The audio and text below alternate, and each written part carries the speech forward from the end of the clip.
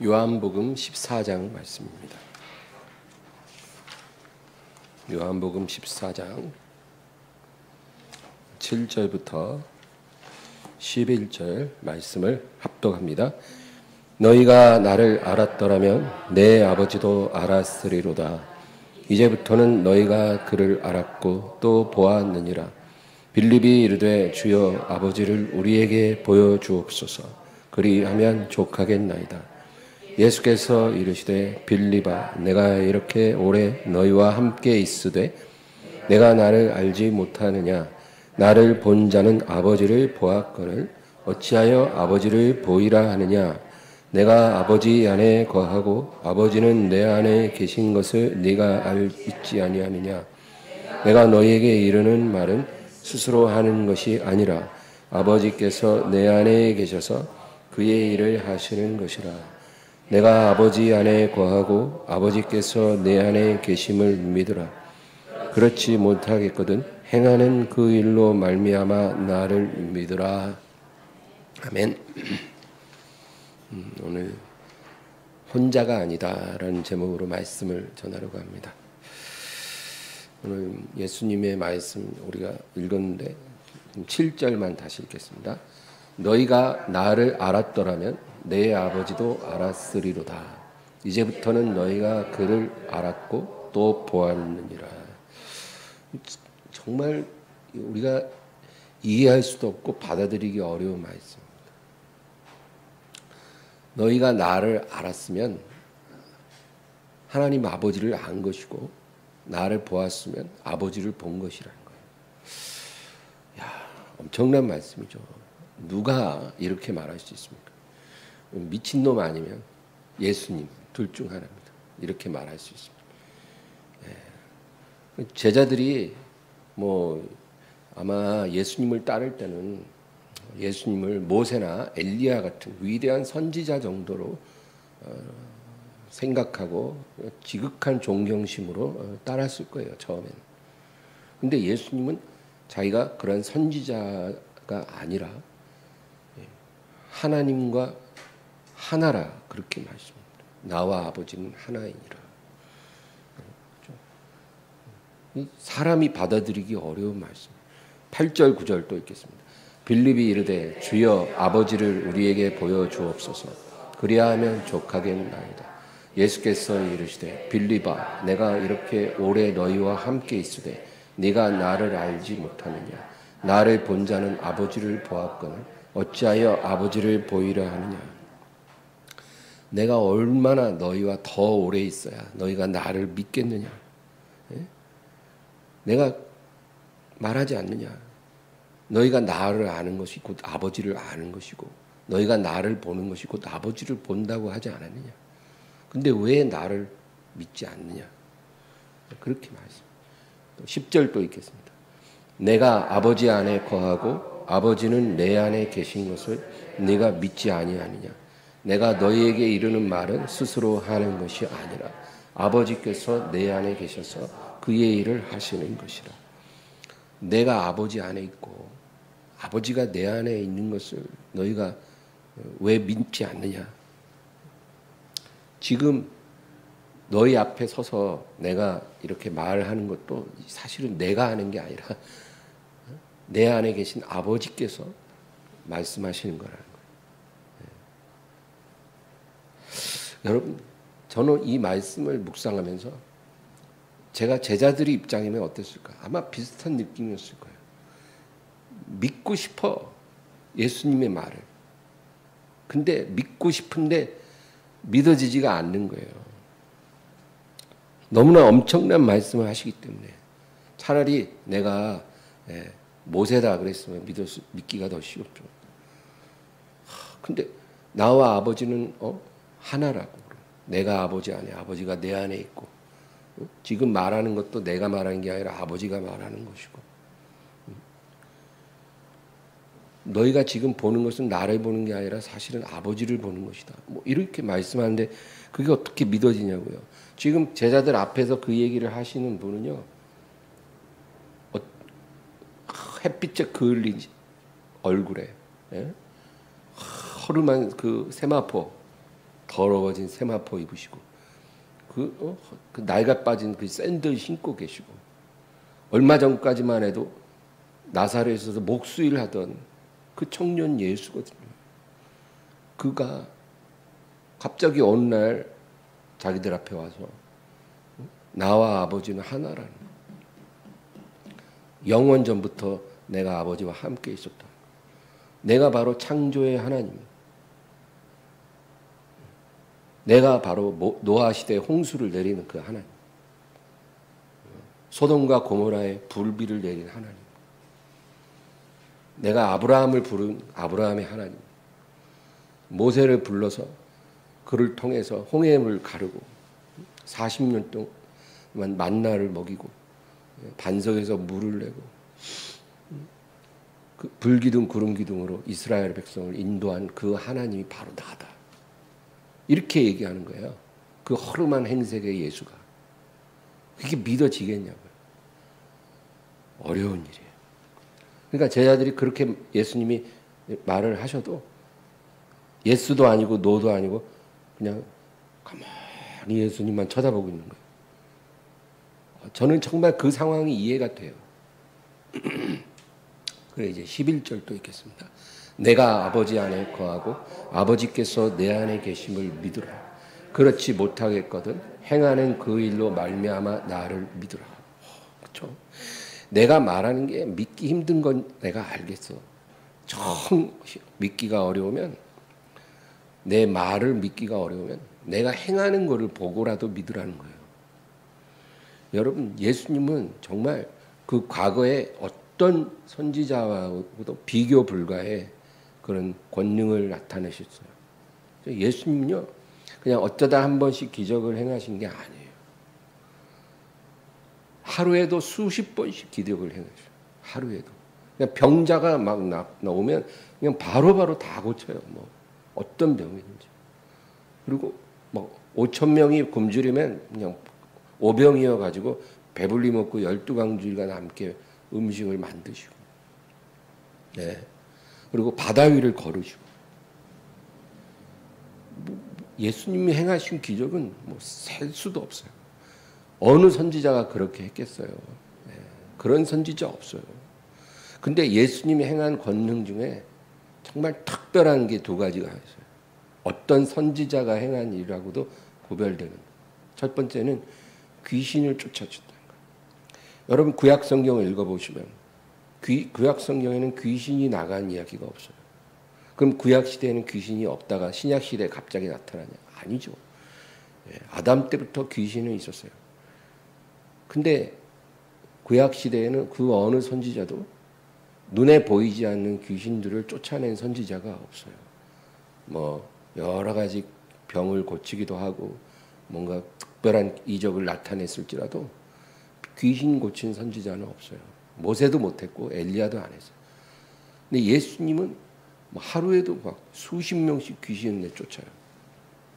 그게 뭐예요? 보이지 않는 영적 권세를 복종시키는 권능이 주님께 있는 거예요. 예수님이 가기만 해도 막 묘지 사이에서 아무도 못 건드리는 그런 거라사의 광인도 그 앞에 엎드려서 왜 오셨습니까? 우리를 괴롭히려고 오셨습니까? 제발 차라리 돼지떼에 들어가게 해주세요. 이렇게 애걸할 정도로 예수님은요, 귀신들이 예수님을 두려워했어요. 그 예수님을 아주 특별하게 만드는 사건. 어느 누구도 그런 것을 본 적이 없어요. 그리고 또 한 가지 특별한 권능은 죽은 자를 살리시는 거예요. 구약 성경에 죽은 자가 살아난 기적이 두 번 나와요. 한 번은 엘리야가 사르밧 과부의 죽은 아들을 살리고, 또 한 번은 엘리사가 수넴 여인의 죽은 아들을 살려주죠. 구약 전체에 딱 두 번 위대한 선지자들이 이렇게 죽은 자를 살린 사건이 있어요. 그건 대단한 거죠. 죽음의 권세를 이길 수가 없잖아요, 사람은. 그렇죠?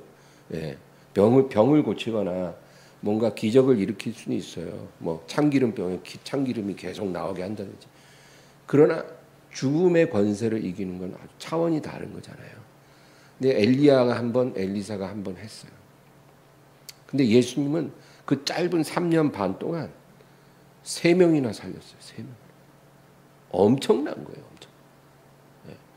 3명이 누구예요? 나인성 과부의 아들을 이제 장례 행렬이 쫙 오는데 예수님이 손을 얹으니까 관에서 일어나요. 또 회당장 야이로의 딸이 죽었는데 죽은 것이 아니라 잔다. 그러고 예수님이 일어나라 소녀야 하니까 일어나요. 또 하나는 죽은 지 나흘 된 나사로를 무덤에서 나오라고 해서 살리고 이렇게 예수님 3명이나 살렸어요. 그러니까 이건 엄청난 거예요. 첫 번째 귀신을 쫓아낸 거는 영적 권세들을 굴복시키는 권능이 있으신 거고 죽은 자를 셋이나 살린 거는 죽음의 권세를 예수님이 굴복시키는 거예요. 그러니까 어떤 선지자하고도 비교할 수 없는 어마어마한 그런 능력을 나타내신 거예요. 그것도 불과 3년 반 동안. 그러니까 예수님 뭐라 그래요? 내가 아버지 안에 거하고 아버지가 내 안에 계심을 믿으라. 그렇지 못하겠거든. 이 말이 너무 황당해서 안 믿기거든. 행하는 그 일로 말미암아 나를 믿으라. 그래서 제자들도 그 말씀에 수긍할 수밖에 없어요. 예. 아무리 이 허름한 목수가 황당한 말을 하지만 그 행하는 일을 봐서는 안 믿을 도리가 없을 정도인 거예요. 아니 죽어갖고 관을 메고 나오는데 관에 손을 얹는데 일어나고 말이죠.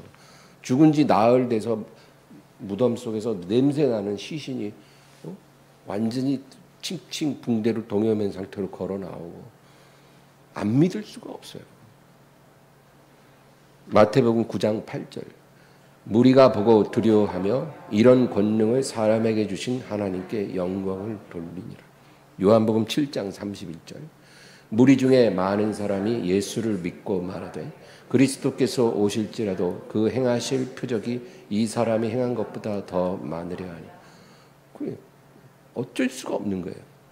아니 나사렛에서 무슨 선한 것이 나냐고. 유대 땅에서 나야지 어떻게 나사렛에서 날 수 있냐고. 그리고 목수가 어떻게 메시아가 될 수 있냐고. 다들 그렇게 말을 하지만 그러면서도 많은 사람이 믿었다는 거예요. 예수님이 메시아라, 그리스도라. 왜? 그리스도가 오실지라도 그 행하실 표적이 이 사람이 행한 것보다 더 많겠냐는 거예요. 그러니까 예수님을 믿는 사람은 있었어요. 제자들을 비롯해서. 그러나 대부분은 믿지를 못했고 특히 제사장 무리나 서기관 바리새인들은 그 기적을 보면서도 예수님을 인정할 수가 없는 거예요. 마음속에 시기심 때문에. 자기들의 그 가오가 있는데 예수님을 메시아로 인정하면 그 앞에 다 경배를 드려야 되잖아요. 그럴 수가 없는 거예요. 근데 이 제자들은 예수님을 이제 믿었죠. 이제 그 믿음이 조금씩 자라났어요. 그리고 예수님이 부활하시고 아버지께 돌아가는 걸 올라가시는 걸 볼 때 제 믿음이 더 견고해졌어요. 아, 엄청난 걸 본 거죠. 예. 그러나 제자들이 그 상황까지 믿기는 했지만 예수님을 위해서 뭘 할 수가 없었어요. 믿음이 있다고 해서 예수님의 일을 할 수 있는 건 아니에요. 여러분 우리가 예수님을 믿는 것도 하나님의 축복이죠. 믿음으로 구원을 받아요. 그러나 믿었다고 해서 뭔가 내가 주님을 위해서 무언가를 이룰 수 있는 게 아니라는 거예요. 제자들은 예수님을 다 믿었지만 예수님이 딱 잡히실 때 겁나서 다 도망갔어요. 예수님께 죽기를 각오하고 충성한다고 했는데 충성하고 싶었는데 충성이 안 되는 거예요. 여러분 그거 아세요? 믿고 싶은데 믿어지지가 않을 수 있죠. 그러니까 믿는 것도 하나님의 역사예요. 내 힘으로 믿은 게 아닌 거예요. 지금 우리가 믿음이 있잖아요. 이 믿음이 내가 믿기로 결심해서 믿는 게 아니에요. 하나님이 그 믿음을 선물로 주셨기 때문에 내가 그 믿음을 갖고 있는 거예요. 마찬가지로 믿고 나서 예수님을 위해서 뭔가를 하고 싶어도 충성을 하고 싶어도 내가 하고 싶어서 하는 게 아니라 충성할 수 있는 능력이 내게 또 임해야 내가 그렇게 할 수 있다. 그거죠. 그래서 예수님이 아버지께 다시 올라가시기 전에 제자들을 불러놓고 마지막으로 명하신 게 뭐예요? 예루살렘을 떠나지 말고 여기 머무르면서 아버지께서 약속하신 성령을 기다리라는 거예요. 성령을 너희는 기다려. 나 떠난 뒤에 날 위해 뭘 하려고 그런 계획도 세우지 말고 뭐 노력도 하지 말고 너희가 오직 해야 할 일은 이곳에서 아버지가 약속하신 성령을 받을 때까지 기다리라. 사도행전 1장 4절 사도와 함께 모이사 그들에게 분부하여 이르시되 예루살렘을 떠나지 말고 내게서 들은 바 아버지께서 약속하신 것을 기다리라. 성령을 기다리라는 거예요. 여러분 우리가 여기서 조금 주목해야 돼요. 우리가 예수님을 믿고 나서 뭘 해야 할까 이런 생각할 수 있잖아요. 근데 하나님이 우리에게 공통적으로 항상 하시는 말씀이 네가 믿었으면 네가 제일 먼저 구하고 원해야 될 거는 성령을 기다리는 거예요. 성령을 사모하고 성령이 너에게 오실 때까지 기다리라는 거예요. 요한복음 20장 21, 22절입니다. 예수께서 또 이르시되 너희에게 평강이 있을지어다. 아버지께서 나를 보내신 것 같이 나도 너희를 보내노라. 이 말씀을 하시고 그들을 향하사 숨을 내쉬며 이르시되 성령을 받으라. 이 말씀이 뭐냐면요. 이게 부활하신 예수님이 하신 말씀이죠. 네. 아버지가 나를 이 세상에 보내실 때 나 혼자 이 세상에서 뭔가를 하라고 보내신 게 아니라는 거예요. 하나님의 아들인 나를 아버지가 육신을 입혀서 보내실 때 나 혼자 보낸 게 아니라 성령을 내게 부어주셨다. 그래서 이 성령과 내가 함께 이제까지 모든 일을 할 수가 있었다는 거죠. 마찬가지로 이제 나도 아버지께 다시 돌아가면서 너희를 이 세상에 보내는데 너희만 보내는 게 아니라는 거예요. 내가 이 세상에서 성령과 동역한 것처럼 너희도 나와 똑같이 이제 아버지가 약속하신 성령을 기다리고 그 성령을 받으라는 거예요. 그래서 내가 성령과 동역한 것처럼 너희도 성령과 동역해야 한다. 절대 너희가 독단으로 내 일을 하려고 해서는 안 된다는 거예요. 할 수도 없고 그렇게 해서는 실패할 수밖에 없다는 거죠. 불가능하다. 반드시 성령을 받을 때까지 기다려야 되고 성령을 받아야 된다. 그래서 성령의 도우심으로 너희가 내가 하던 일을 이어서 해야 한다. 그 얘기입니다. 그가 너희에게 오셔서 이제 너희 안에 계시고 너희 안에서 너희와 함께 나의 일을 계속 이루어 갈 거다. 그 얘기. 그래서 성령님이 우리에게 반드시 임하여야 한다는 거예요. 우리가 이 세상에서 주님을 위해 뭐 한 가지라도 하기를 원한다면 하나님이 내게 원하시는 어떤 계획을 내가 깨닫고 그걸 이루기를 원한다면 반드시 성령을 기다리고 성령을 받아야 돼요. 성령과 동행하는 법을 배울 때까지는 어떤 일을 해도 그것이 별 의미가 없고 열매가 없어요. 하나님이 원하시는 방식이 아니에요.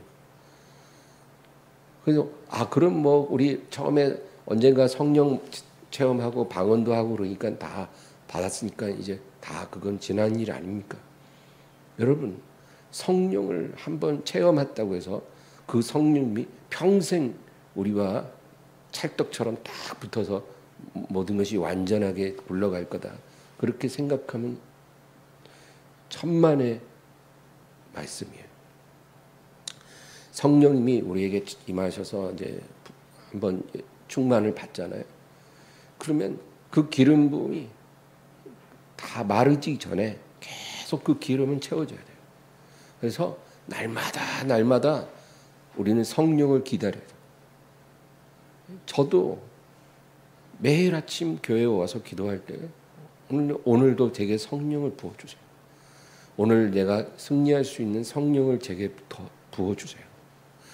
매일 그렇게 기도해요. 그게 그냥 형식적으로 하는 말이 아니에요. 진짜 간절해요. 매일 성령을 기다리고 매일 성령으로 하나님이 기름 부어 주시기를 원해야 돼요. 그리고 성령과 함께 내가 목회도 하고 설교도 하고 사람들과도 만나고 기도 생활도 하는 거예요. 성령의 도우심 없이는 하루도 내가 온전하게 주님의 일을 이룰 수가 없어요. 이게 정말 과장이 아니에요. 그러니까 우리 크리스찬들은 그렇게 성령과 동행하는 법을 반드시 배워야 돼요. 하루아침에 이게 다 되는 게 아니라 수많은 시행착오도 있고 부족함도 있죠. 하나님도 다 잘 알고 계세요. 그러나 그 방향으로 우리가 가서 성령과 온전히 동행하는 사람이 되어져 가야 한다. 그 얘기죠. 성령님이 우리에게 오시면 우리를 통해서 하시는 일들이 많지만 두 가지로 딱 요약을 해서 말씀드리고 싶어요. 첫째는 예수님의 인격을 만들기 시작하신다. 그겁니다. 예수님의 인격을 우리 안에서 만들기 시작해요. 그게 우리 안에 오신 성령님이 하시는 첫 번째 중요한 일이에요. 여러분, 사람의 기질은 사람의 힘으로는 못 바꿉니다. 저에게도 제 기질이 있어요. 네. 여러분 모두에게도 각자의 다 기질이 있고 성격이 있거든요. 근데 그게 뭐 좋은 것도 있지만 안 좋은 것도 있잖아요. 근데 바꾸고 싶은데 내 힘으로는 절대로 바뀌어지지가 않아요. 다 경험하셨을 거예요. 바뀌어지지가 않아요. 막 덜렁덜렁하는 기질이 있습니다. 그 덜렁이 기질이 아무리 차분하고 침착한 기질이 되고 싶어 해도 그거 안 돼요, 여러분. 하루 정도는 그렇게 할 수도 있어요. 그러나 다음 날 다시 원위치. 내성적인 사람이 내성적이고 정적인 성격을 가진 사람이 나도 저 사람처럼 쾌활하고 활발하고 외향적이고 막 오지랖 사방팔방 다 돌아다니고 진짜 그런 삶을 살고 싶은데 안 돼요. 그렇게.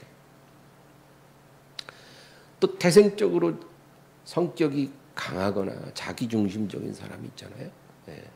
그런 사람이 그거 싫어갖고 고치고 싶다고 해서 그게 고쳐지냐? 잘 안 고쳐져요.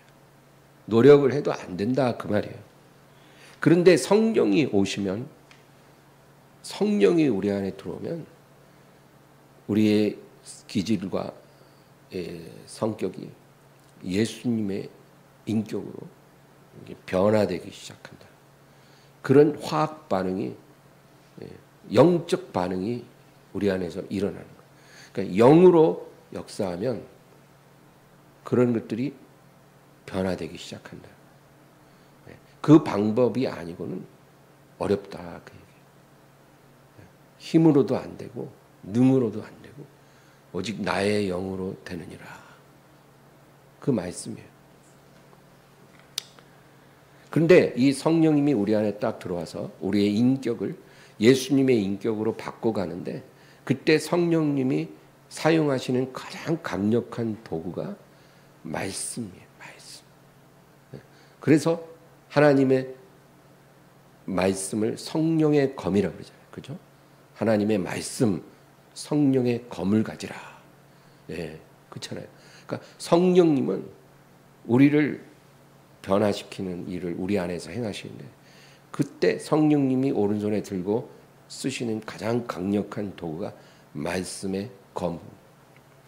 이 검으로 우리의 생각과 영과 혼과 관절과 골수까지 찔러 쪼개는 거예요. 이게 뭐예요? 수술한다 이 말이에요. 수술. 의사가 수술하듯이. 의사가 수술할 때 제일 중요한 게 뭐예요? 메스잖아요.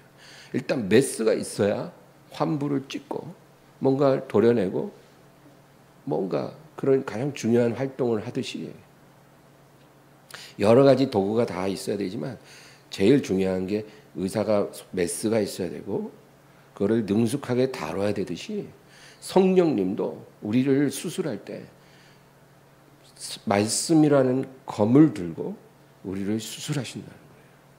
이 말씀의 검이 우리의 영에 들어와야 그다음에 수술이 일어나는 거예요. 그래서 우리의 생각을 바꿉니다.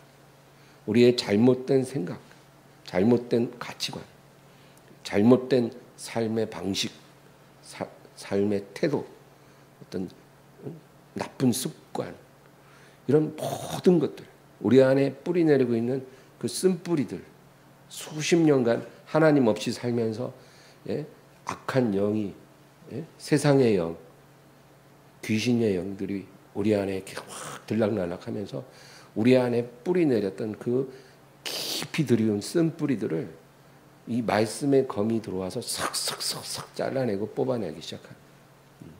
그래서 우리의 생각 속에 있는 쓴뿌리, 감정 속에 있는 쓴뿌리, 우리의 잘못된 부패한 의지, 이런 것들 다 도려내고 거기에 건강한 하나님의 가치관, 하나님의 생각, 하나님의 마음, 하나님의 기준, 하나님의 법, 하나님의 방식을 우리 안에 이식을 하는 거예요. 그때 성령께서 그 일을 하실 때 쓰시는 강력한 도구가 말씀이다. 그래요. 그러니까 말씀 없이 성령님이 일하시지 않는다는 거예요. 말씀만으로 일하는 건 아니에요. 성령님은 여러 방식을 사용하지만 그래도 제일 강력한 도구가 말씀이다. 그래서 말씀을 검이라고도 말하고요. 또 성경을 보면 말씀을 씨앗이라고 비유합니다. 말씀을 씨앗. 그래서 농부가 이제 밭에 씨를 뿌린다 하잖아요. 그러니까 성령님도 우리 안에 오셔서 말씀에 씨를 뿌리고 영적인 이제 농사를 지으신다고 성경은 말을 해요. 여러분, 농부가 농사를 지을 때 제일 중요한 게 뭐예요? 씨 뿌리는 거예요. 일단 씨가 훌륭해야 돼요. 씨를 잘 뿌리는 게 농사에 제일 중요한 거예요. 물론 농사가 잘 되려면 햇빛도 쬐야 되죠. 또 비도 와줘야 되죠. 바람도 좀 불어줘야 되죠. 여러 요인이 있죠. 그래서 성령님께서는 우리를 고치시고 우리를 성장시키기 위해서 영적 농사를 짓기 위해서 여러 다른 요소도 사용해요. 예를 들면 우리가 교회에 오면 사람들과 교제하고, 그렇죠? 교제 나누고, 또 서로 돌보고, 섬기고, 여러 가지 봉사도 하고, 이런 것들도 우리의 영적 성장에 아주 중요한 요소긴 해요. 그런 것들도 다 있어야 돼요. 그러나 일단 농사에 있어서 제일 중요한 건 씨가 훌륭해야 돼요. 씨를 잘 뿌려야 되죠. 밭에 씨가 잘 떨어져야 돼요. 일단 뭐 아무리 햇빛 쨍쨍 내리고 비 잘 내리고 해도 어마한 씨를 갖다가 뿌려놓으면 뭐가 거기 되겠어요? 농사 아무것도 아니. 가라지를 뿌리면 어떻게 돼요? 가라지만 그냥 무성하게 자라는 거예요. 그렇죠? 예. 그래서 이단들이 저렇게 번성하는 게 뭐예요? 그러니까 제일 중요한 건 씨가 훌륭해야 되잖아요. 그래서 하나님의 말씀이 성령에 의해서 우리의 영혼에 뿌려지는 거. 그게 제일 중요한. 그 다음에 주변의 여러 요인들, 훌륭한 멘토도 필요하고 목회자의 돌봄도 필요하고 여러 가지 성도들과의 교제도 필요하고 내가 하나님 앞에 나가서 봉사하는 것도 중요하고 그런 것이 어우러져서 우리 안에 예수님의 인격이라는 그러한 열매가 맺어진다. 그 얘기입니다.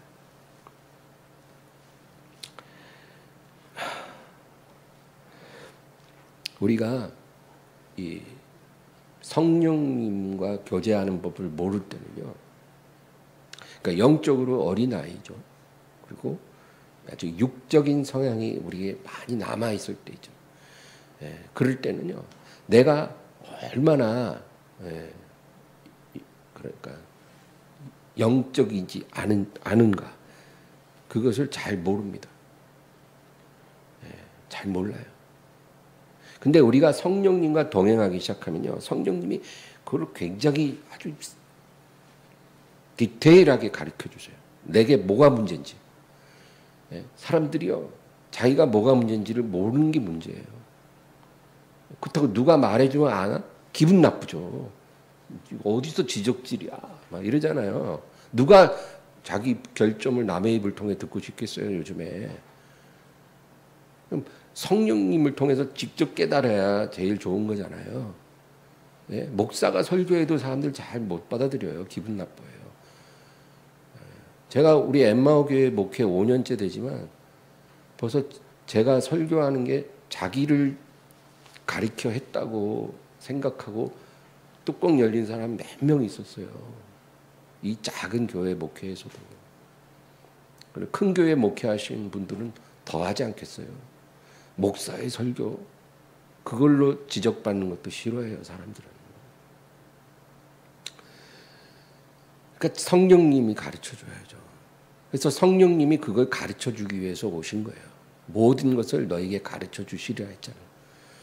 그러니까 우리의 뭐가 문제인 것을 가르쳐 주셔. 제가 언젠가 그랬잖아요. 하나님, 내가 뭘 버려야 될지 가르쳐 주세요. 이 기도를 우리가 진실되게만 하면 바로 응답받는다고.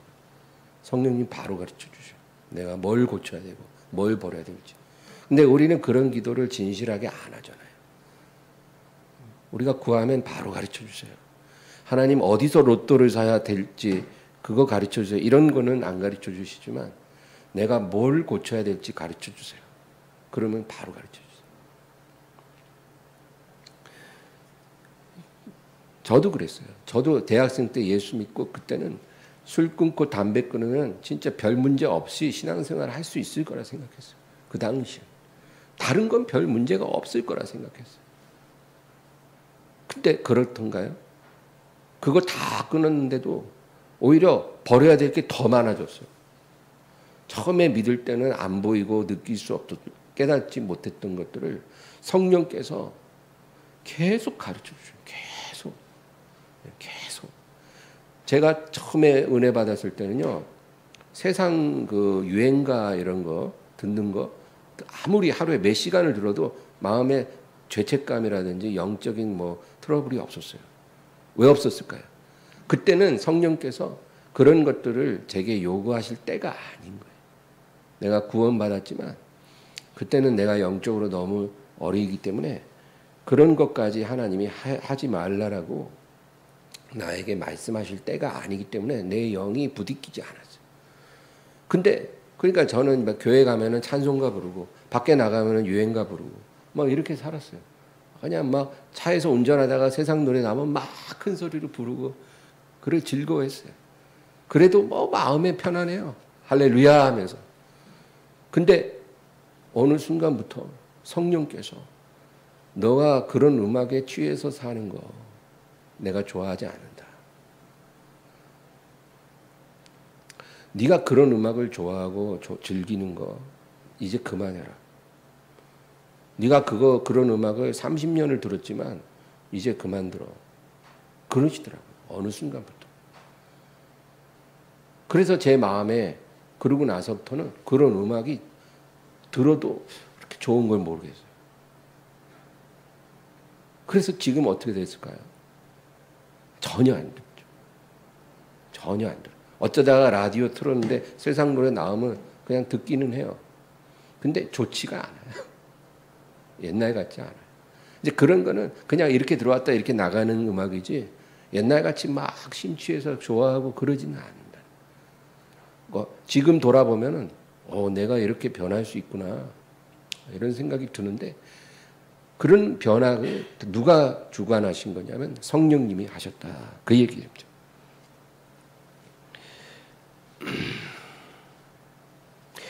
그 다음 두 번째는 예수님의 일을 하게 하신다. 성령님이 우리 안에 오셔서 예수님의 일을 하게 합니다. 사도행전 1장 8절 오직 성령이 너희에게 임하시면 너희가 권능을 받고 예루살렘과 온 유대와 사마리아와 땅끝까지 이르러 내 증인이 되리라 하시니라. 우리는 이 말씀을 굉장히 거창한 대위임령으로 생각을 하는데 이 구절의 진정한 의미를 오늘 살펴본다면 오직 성령이 너에게 임한다면 너희가 성령을 기다리고 성령을 받으라 했잖아요. 후 내쉬며 성령을 받으라. 받으면 너희는 권능을 갖게 될 것이다. 그 얘기예요. 이 권능을 받는다는 말은 그게 뭐냐면요. 내가 갑자기 무슨 모세가 되고 엘리야가 되고 그런 의미가 아니고요. 내 삶이 사역으로 연결된다 그거예요. 이전까지는 내 삶은 그냥 삶이었어요. 김태곤이라는 한 인간의 그냥 평범한 삶이었거든요. 근데 우리가 성령을 이렇게 받고 나면 그 다음부터는 겉보기에는 특별한 변화가 없어요. 똑같아. 그렇지만 영적으로는 의미가 다르다는 거예요. 이제 사역과 연결이 되는 거예요. 내가 예전부터 다니던 직장에 오늘도 출근하고 내가 늘 하던 일을 또 해요. 근데 이제 성령 안에서 우리가 그렇게 생활을 하다 보니까 그런 평범한 일들도 사역과 연결이 된다는 겁니다. 이게 이해가 되세요? 하나님이 내 안에서 하나님이 원하시는 일을 하시는 그런 그 틀 안에서 그것이 이루어져 간다 그 말입니다. 우리가 성령을 받고 나서 무슨 신학교를 가거나 무슨 특별한 훈련 프로그램에 들어갈 필요가 없어요.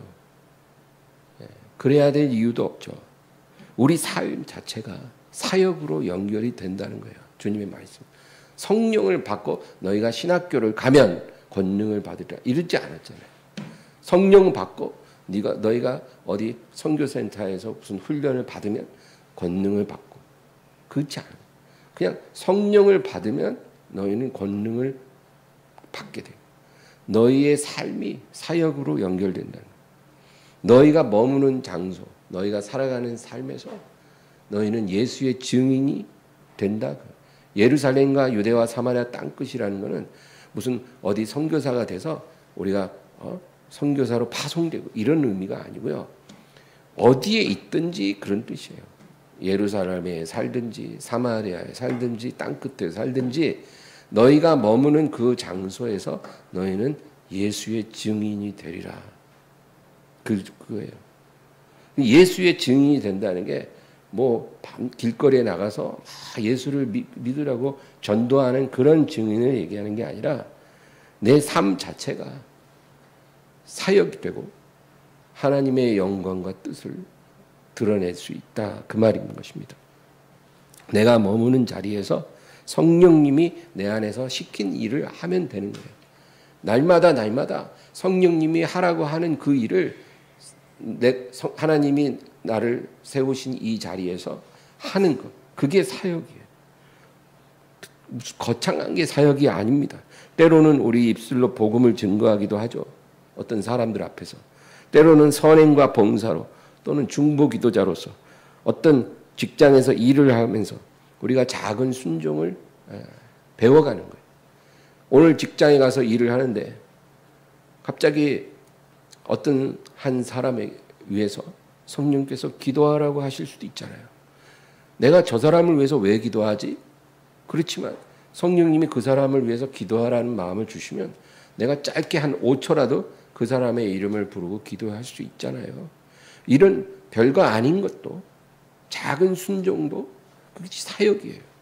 내 안에 계신 성령님이 시킨 대로 하는 거니까 사역이에요. 싱크대, 탕비실에 뭔가 더럽혀진 그릇들이 있어요.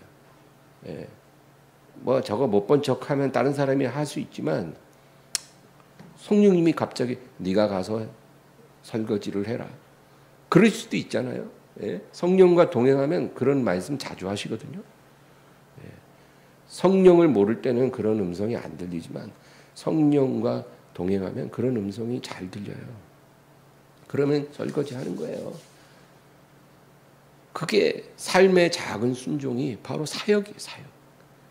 성령님이 내 안에서 시킨 일을 하면 그게 사역입니다. 그러니까 우리는 이런 사역자로 살면 되는 거지 다른 사람과 나를 비교할 이유가 하나도 없는 거예요. 내 사역이 있고 저 사람 사역이 있는 거예요. 내 안에 계신 성령님이 나에게 시킨 일을 하면 그게 내 사역이고, 저 사람은 저 사람 안에 계신 성령님이 시킨 일을 하면 그 사람 사역이죠. 비교할 필요가 있나요? 우열이 있나요? 없죠. 순종하느냐 안 하느냐의 차이가 있지, 그 사람 사역과 내 사역이 다르다는. 그러니까 베드로가 이 요한에 대해서 물었다가 예수님께 야단 맞잖아요. 예수님이 베드로가 앞으로 원치 않는 어떤 순교로 영광 돌리리라 그렇게 말씀하니까, 그러면 요한이 어떻게 되겠냐고 그렇게 물어요.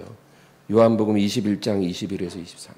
이에 베드로가 그를 보고 예수께 여짜오되 주여 이 사람은 어떻게 되겠사옵나이까? 예수께서 이르시되 내가 올 때까지 그를 머물게 하고자 할지라도 내게 무슨 상관이냐? 너는 나를 따르라 하시더라. 이 말씀이 형제들에게 나가서 그 제자는 죽지 아니하겠다 하였어. 예수의 말씀은 그가 죽지 않겠다 하신 것이 아니라 내가 올 때까지 그를 머물게 하고자 할지라도 내게 무슨 상관이냐 하신 것이야. 그러니까 지금 이 예수님이 하신 말씀의 요지는 뭐냐면 내게 무슨 상관이냐는 거예요. 그러니까 너의 길을 너는 가면 돼. 성령께서 너에게 주신 사명 이루다 네 길을 가고 승리하면 되는 거고, 요한이는 요한이의 길을 가는 거야. 그게 요한이가 어떤 길을 가든 너하고 무슨 상관이야. 이 너와 무슨 상관이란 말이 두 번이나 나와요. 그러니까 예수님이 우리에게 하시는 말씀이 뭐예요? 남들 어떻게 사역하든지 신경 쓸 필요가 없다는 거예요. 네. 너는 내가 너를 둔 그 자리에서 날마다 네 안에 계신 성령님이 주시는 말씀에 귀 기울이고 너의 사역을 해. 너의 길을 가면 된다는 거예요. 요한복음 14장 22절입니다. 내게 있는 믿음을 하나님 앞에서 스스로 가지고 있으라. 자기가 옳다는 바로 자기를 정죄하지 아니하는 자는 복이 있도다. 내게 있는 믿음을 하나님 앞에서 스스로 가지고 있으라. 내게 있는 믿음, 너에게 있는 믿음, 이게 뭘까요? 사사기에 보면 뭐 자기 소견에 옳은 대로 믿었더라 그랬는데 그런 믿음은 아니죠. 그렇게 제 멋대로 믿는 믿음을 말하는 게 아니고 각 사람에게 임하신 성령님께서 각 사람을 가르치시고 확증해 주신 믿음이에요. 나에게 성령님이 가르쳐 주시고 확증해 주신 믿음. 내 안에 계신 성령님으로부터 받은 믿음. 이 믿음을 하나님 앞에서 스스로 가지고 있으라는 거예요. 그러니까 내게 주신 믿음 딱 붙잡으라는 거예요. 잃어버리지 말고 자기의 옳다 하는 바로 자기를 정죄하지 않는 자. 이런 믿음을 굳게 지키는 자가 하나님 앞에 복 있는 자라. 여러분, 그러니까 믿음이 얼마나 크냐 작냐 그것도 중요한 게 아니에요.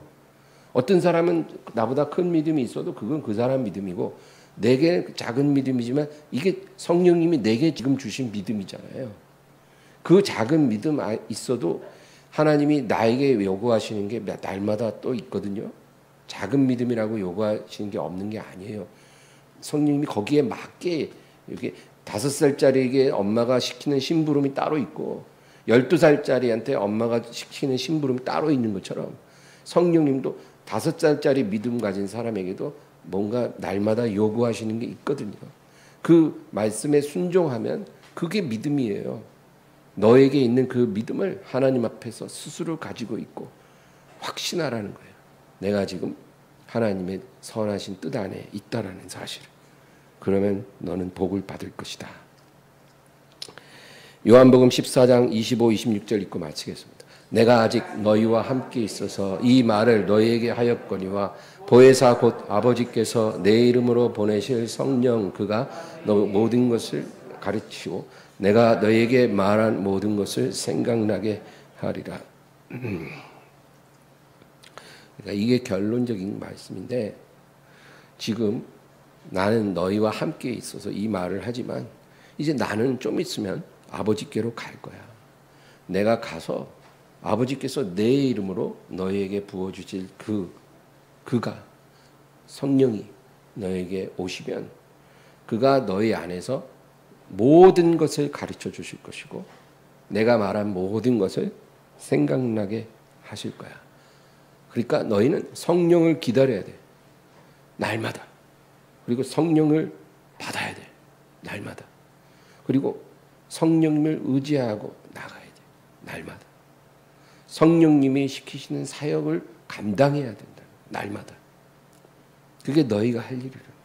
그러니까 하나님은요, 우리가 이 세상에서 구원받고 그냥 우리 혼자서 우리 힘으로 뭔가 하나님을 위해 뭘 하라 그렇게 말씀하시는 게 아니에요. 이제 구원받았으니까 너희 열심히 너희 힘으로 지혜로 내 일을 해라. 그러다 부르면 와라. 이게 아니고요.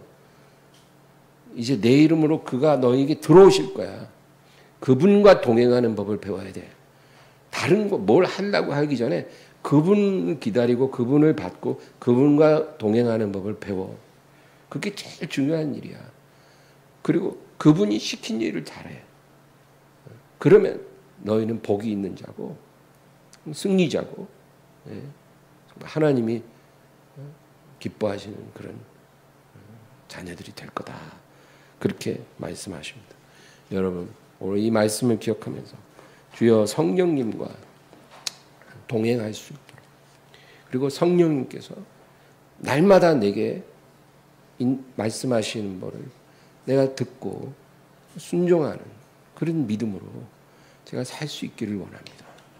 여러분 그런 소원이 있는 사람을 하나님이 얼마나 기뻐하시겠어요. 다 보고 계시잖아요. 우리 마음에 뭐가 있는지 다 알거든요. 이 세상 99.9%의 사람들은 다 세상에 속한 거를 구하고 살아요. 근데 0.1%의 사람만 이런 소원이 있다는 거예요. 하나님이 그 사람을 얼마나 기뻐하시겠어요. 그런 저와 여러분이 되기를 바랍니다. 하나님 아버지 감사합니다. 오늘도 주님 의지하오니 역사하시고 우리의 기도 가운데 주님 기다리오니 성령께서 내게 임하여 주시옵소서.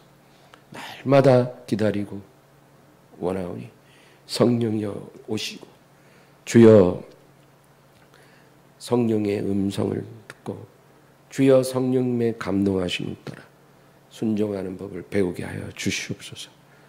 주님 내 삶이 사람들이 보기에는 평범한 삶이지만 그러나 하나님 보시기에 위대한 사역이 될 수 있도록 도와주시옵소서. 예수님의 이름으로 기도합니다.